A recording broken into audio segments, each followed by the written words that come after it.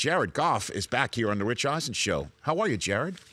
I'm good, Rich. How you doing? I'm doing fine. I think the last time we talked was draft day. You were running around town in Chicago, right? Doing plugging products, yeah. You're plugging products. You're plugging products. And now, do you still use any of those products? Of course, all the time, of course. You do? Really? Or are you just saying that? Of course. No, of course. I have to. You're contractually obligated to use these products. No, I'm not anymore. But okay. No, that was a fun time. Now, hey, look, now you're just in one game at a time mode, right? Here is quarterback of the Rams. Exactly. What was it? Walk me through your first chat with McVay. What was that like? When was that? Yeah, that was in the hiring process. The front office here was kind enough to involve me in a little bit of it, and had me come down to where they were meeting with him at and sat down with him for about 30 minutes and chatted about football and whatnot. And it was a really good meeting. Yeah, he told me about that meeting when he came in here in June and said that he looked at every single snap of yours. Is that correct? Did you? And you went over those with him at that time? No, not at that time. No, we went over those, at a different time. But at that time, he was just talking football, and we were just getting to know each other really briefly. And he didn't know he was going to get hired. I didn't know he was going to get hired. We were just getting to know each other a little bit. And I walked away from the meeting extremely impressed, though. Okay. And so did you have that conversation with anybody else during the hiring process? No, just him. So maybe they really thought this is the guy, and we need to have him. Yeah, pretty much. Exactly. Huh? I think that's what it was. They had a pretty good feeling about it. Right. And so how do you think he has affected your ability to make plays in this league, Jared? I think it's been awesome. I think, getting a chance to work with him all the way through, going back all the way to, February, March, April when we started, just getting a chance to work with him and Coach LaFleur and Coach Olson and everyone he's brought in. It's been awesome and such a good experience so far. Right. And so what has he – give me the play that you told him, I want this one. Because he said he's putting plays in for everybody. Which one did you say that, this one suits me well, let's keep this one in, or let's come up with this one? Which one's that play, Jared? Anyone that scores, I like. Nice. Any of the touchdown plays, those are my favorites. Come on now, Jared. Come on. We got a big game this week. I can't give you too much information. Well, I'm not. No. I'm just saying back in the day. See, this has nothing to do with now. What's the one back in the day where you're like, you know what? Let's keep this one, or I like this one. Which is that one? Oh, man, there's so many. Rich, I really don't know. I don't have it one I can put my finger on. Mm-hmm. So you're taking a pass? Pass on that one? I'm taking a pass. You're next questioning me? Is that what you're doing right now? Sorry, I guess so. It's okay. It's okay. Now, in the past couple weeks, there was a report that he's in your headset for so long, up until the last second, giving you audibles, and the conversation based off of that. I'm sure you've heard it, Jared. Is that these are decisions that you wouldn't be able to make on your own if he didn't put it in your brain. Well, what do you say about all that?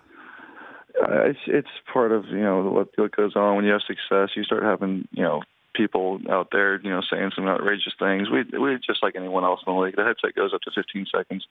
He'll talk up to 15 seconds sometimes. He'll talk up to 25 seconds. He'll talk up to 30 seconds. It changes every play, and I don't think it's any different than any other team in the league. I think when that sound effects came out, there were some things that you could hear in the headset of him just calling the play. It wasn't calling an audible necessarily. He was just calling the play, and a lot of people have made some assumptions from that, which is fine. It comes with part of being successful and having a good year so far. So, it's all part of it. Jared Goff here on the Rich Eisen Show. Okay, now Wentz comes into the building, Jared. Is there anything particularly special about this because of the fact that you were drafted 1-2? Yeah, it'll be fun. It'll be our first time playing each other. We did, train together and got a chance to know each other pretty well. We have the same agent, and, are good friends, so it'll be fun to get a chance to play against him. But really, I think, I'm sure he'll say the same thing. We're focused on each other's defenses, honestly. I'm sure he'll come out prepared, and I'll try to do my best to do the same thing. But, I'm focused on, Ronald Darby and, Michael Kendricks and Fletcher Cox and all those guys. Yeah, those are big dudes, man. And we saw them on Sunday. Isn't it interesting? So where'd you watch the game last night? Because those are your next two opponents. Yeah, we were on the plane, actually, coming home from Arizona. We watched it. On the plane? Huh. Yeah. Okay. So DirecTV on the plane. It's pretty high-tech stuff. Interesting, yeah. So you're on Air Kroenke, and you're watching this thing. Yep. Did you stay for the entire game, or did you get – because it actually, lined up pretty perfectly. I think we got on the plane about when the second quarter started, and okay. It ended before we got off. What did you see? Man, a lot. I have to watch the film to get a really good answer, but you say a lot. I think you can see, how good Seattle is and how good Philly is, really. I mean, both are really good teams, and it was competitive, all the way until the end of the game. Mm-hmm. Jared Goff joining me here on the Rich Eisen Show. What part of L.A. life have you been able to enjoy? What do you got for me? Man, the weather.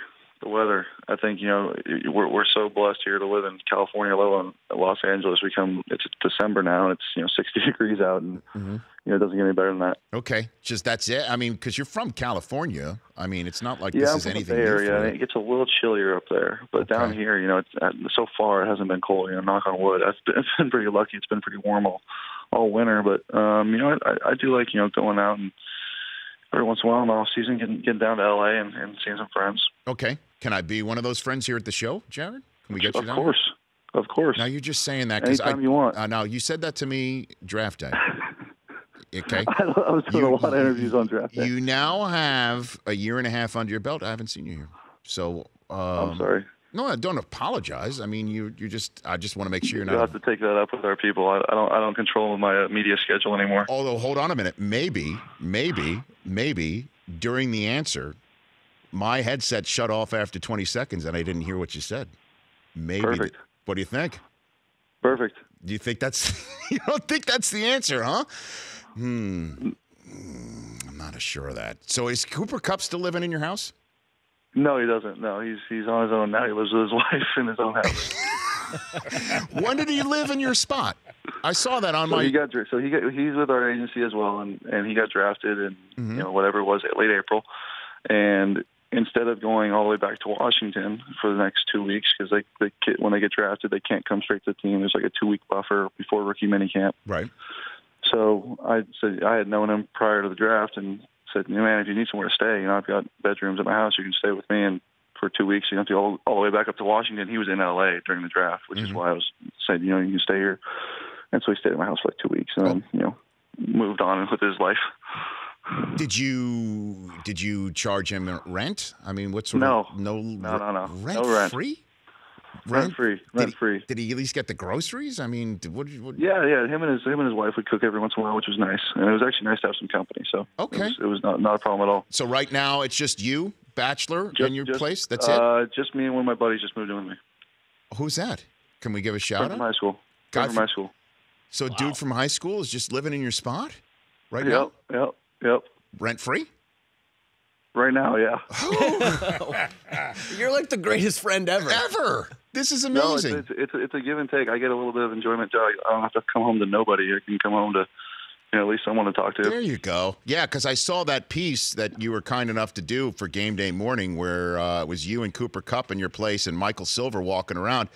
Silva creeps me out. I know you guys are cow guys. I couldn't get him out of there fast enough. It's just... All right, Jared. I look forward to watching you perform against Wentz and that offense. What they put up, obviously point for point, but against that defense. And don't be a stranger down the stretch, okay? I'm gonna call for you again. All right, Rich. I appreciate it. You got it. Take care of yourself. That's Jared Goff. That's at Jared Goff 16. The Rich Eisen Show, weekdays at noon Eastern on Audience.